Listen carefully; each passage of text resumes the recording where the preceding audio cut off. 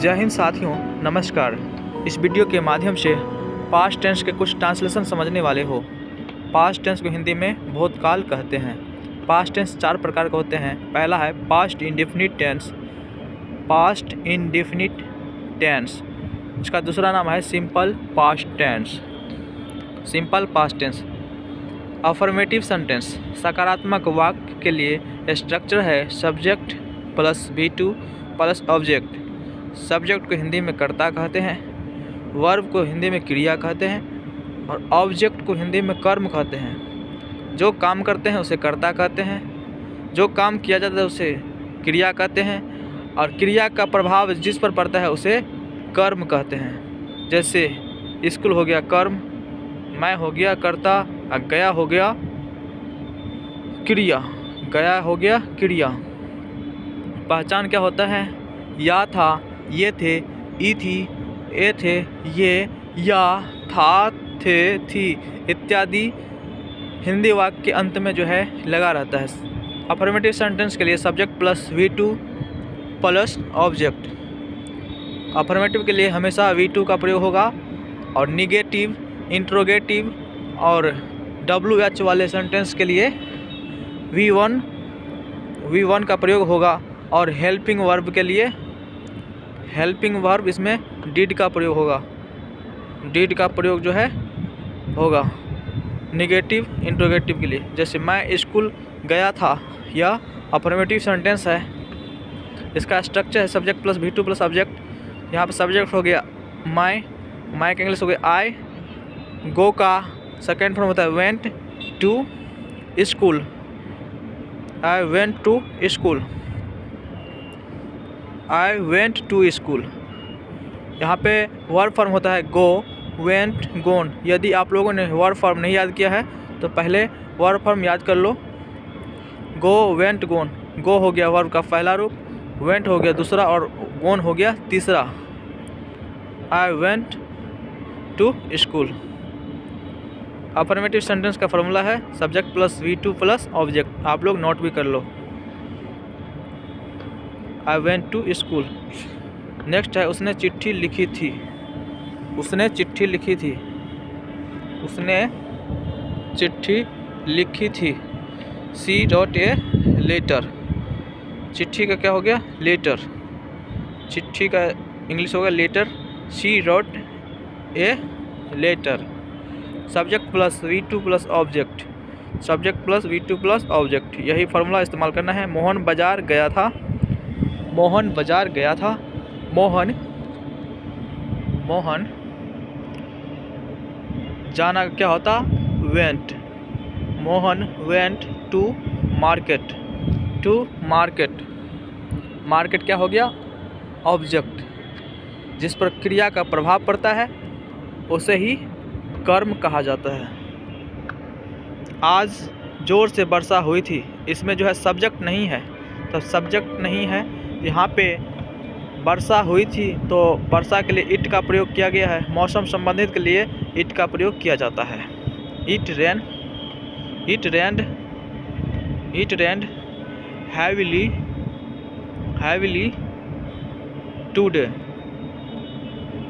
It rained heavily today. जोर से वर्षा होना मतलब हैवीली रेन्ड हैवीली टुडे। टुडे मतलब आज। टुडे मतलब आज। राजेश आज खेला था। भूतकाल की बात हो रही है। आज ही खेला था लेकिन पास्ट टेंस में। Rajesh played today. खेला था लेकिन पता नहीं क्या खेला था। इसमें ऑब्जेक्ट नहीं है, सब्जेक्ट है, वर्ब है। यहाँ पे सारे जो है V2 का प्रयोग किया गया है हर एक जगह। नेक्स्ट है negative sentence, subject plus did plus not plus V1 plus object. Negative sentence के लिए रामा स्कूल नहीं गया था। Rama did not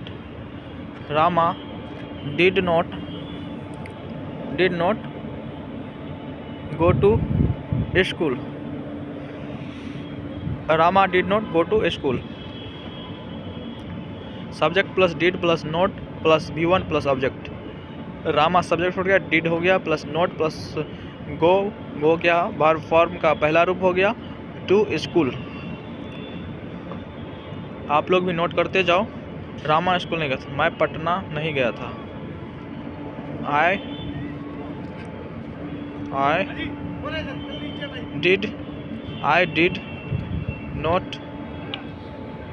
did not go to Patna. I did not go to Patna. तुमने कल पतंग नहीं उड़ाई। इसका ट्रांसलेशन कैसे बनाएंगे? यू मतलब तुम did not fly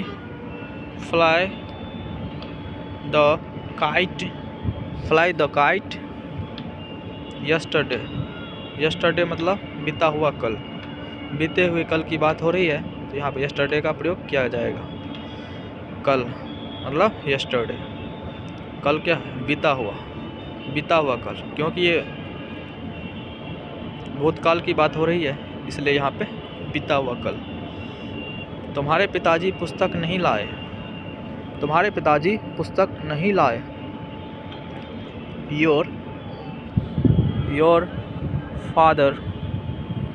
father did not helping verb के रूप में डिड का प्रयोग किया जाता है। Did not bring the book. कोई खास पुस्तक की बात हो रही है इसलिए यहाँ पे द का प्रयोग किया गया है।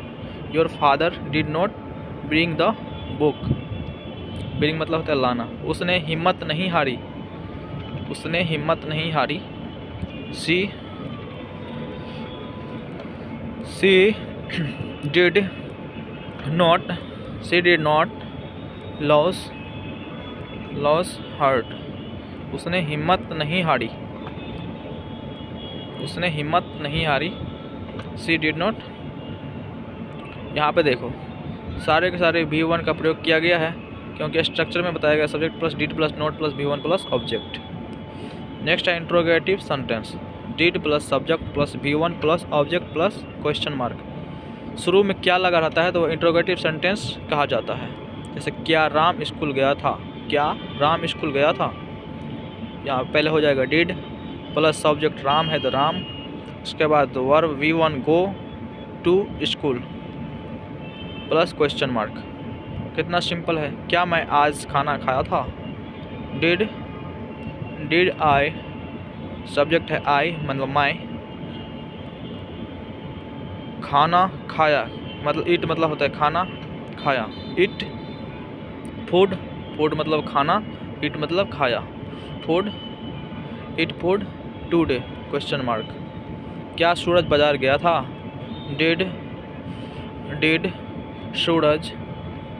Did Suraj go to market.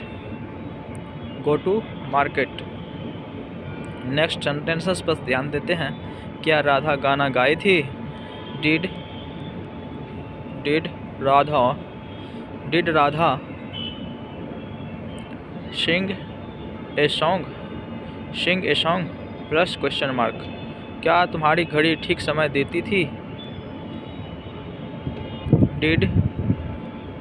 Did your watch मतलब घड़ी कीप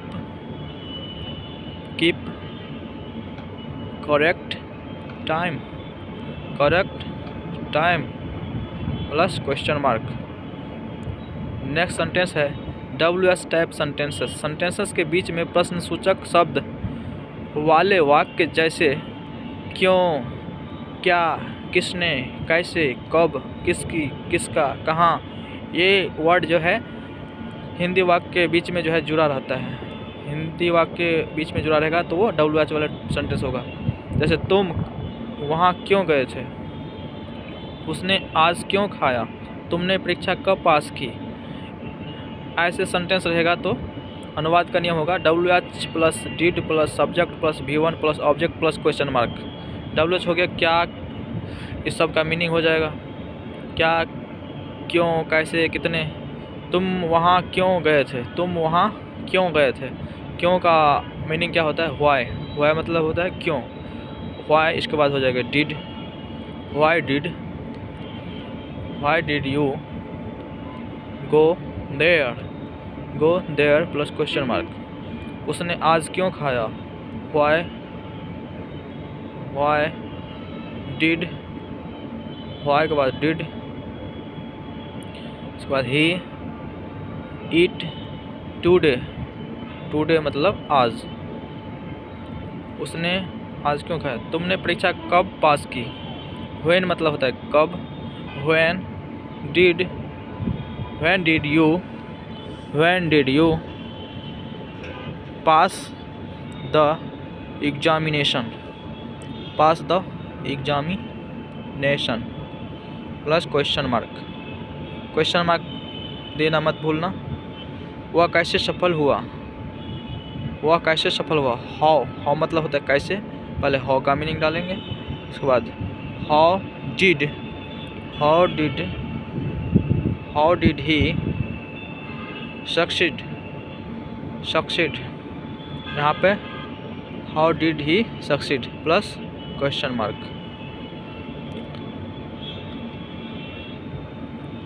मैं आशा करता हूँ कि आप लोग समझ पा रहे होंगे अच्छी तरह से।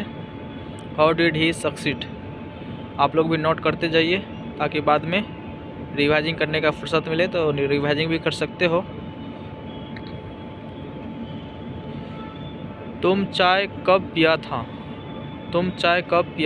यहाँ पर क्वेश्चन मार्क लगेगा। इसके बाद कब मतलब when did you take tea,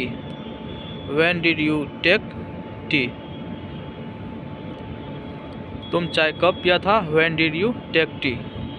मैं उम्मीद करता हूँ कि आप ये वीडियो अच्छी तरह से समझ गए होंगे। तो मिलते हैं नेक्स्ट वीडियो में नए टॉपिक के साथ। तब तक के लिए जय हिंद, जय भारत, वंदे मातरम, गुड लक।